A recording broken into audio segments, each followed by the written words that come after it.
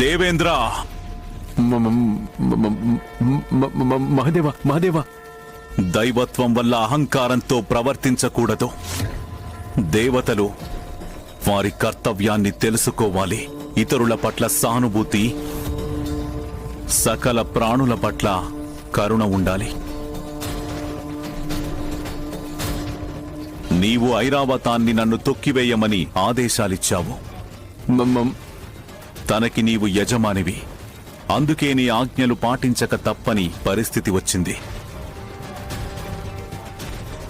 కాని తన భక్తి నన్ను గుర్తుపట్టింది. ఆ భక్తిభావం వల్లనే తన నేత్రాలు అశ్రువులతో నిండిపోయాయి.